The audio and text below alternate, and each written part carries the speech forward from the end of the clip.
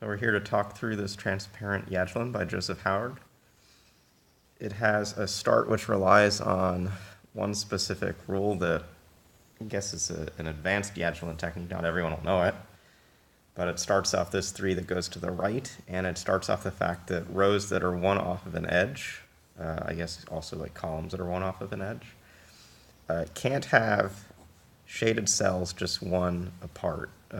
Example here, if these two are shaded, you end up forcing one path on the edge into the spot, one other path on the edge in the spot, and a path between these into the spot, and you can never have a join that has an odd number, in this case 3 things coming together. And so the typical way the advanced rule works is that you need to have at least 2 spaces between any blocks on the edge. And so in this row, you can have one of these be shaded. We need to go 1, 2 away.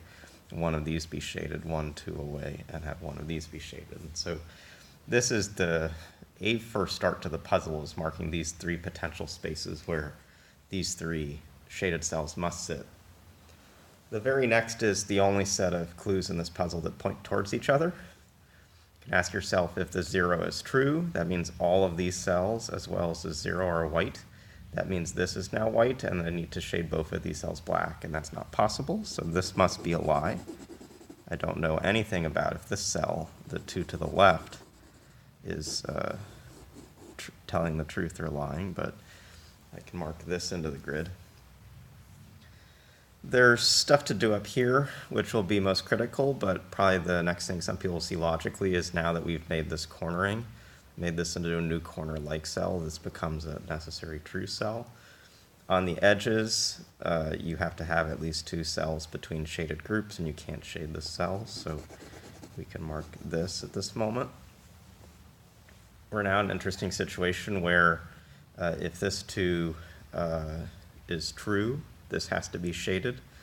The loop would do like this, but we, by shading this, say that this is false, and that would require us to shade this cell, which will come in. Let me just sort of mark that off.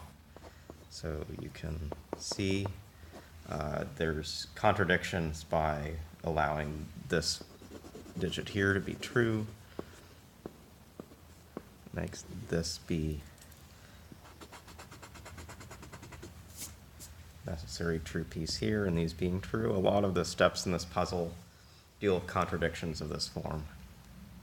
So let's come back to the top, and this is where you can look at some different clues that are highly constrained. This is not super constrained yet, but it will have to place a black cell into this space.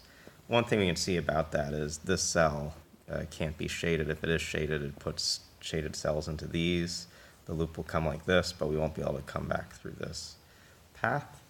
So one of these could be shaded, or this itself could be shaded. This 3 is probably the one that stands out the most, although maybe even this 3 to the upper left. This 3 coming this way has, if it's true, exactly one orientation for its shaded cells.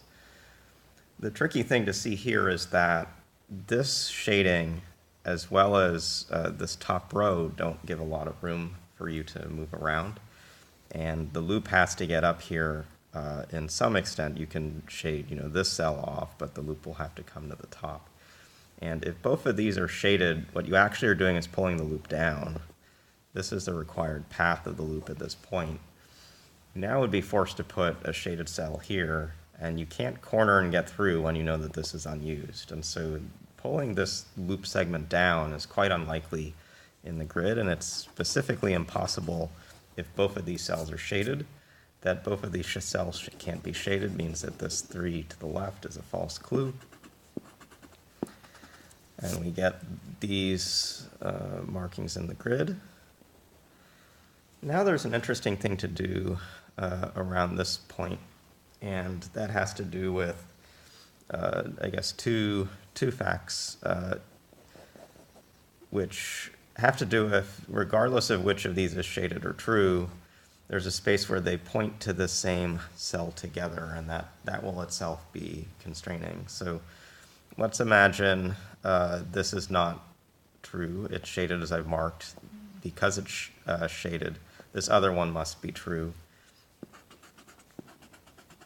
If I do it this way and say this isn't true, then this one is shaded. And that's because with this cell being used, in the case that one of these is not usable, this thing that comes in will touch to the other. So we can sort of make a notation like at least one of these is true. If 2 left is true, this must be shaded. We understand that pretty cleanly. If 3 to the upper left is true, let's recognize that a choice of 2 of the remaining cells must be shaded. And the question we want to ask is, can this still be white? If that is still white, these 2 are shaded. That leads it to a cul-de-sac. So whichever of these 2 is true, this must be shaded. Now that this is shaded, we know that the 2 is correct. We can force over this unshaded cell based on things we know. The loop now to deal with the shaded cells must look like so. This will end up being shaded. Forces this to be shaded. Get to this. We now come down and see actually both of these were true. We couldn't prove that initially, but knowing that at least one of them was true helped us get that. This corner must be shaded. We've now shaded over this, so that 0 lower left must be true. Got a little more we can do. This 3 to the upper right is one of the clues we haven't really looked at. One cell is shaded. There's one more that could be shaded, so there's no way we're ever going to complete all of that. Mark these. This 2 to the left has to be true, and it has 1 and then a set of these cells that can be shaded. This cell's going to be most critical because it is not used. These 2 with a space between them will be shaded.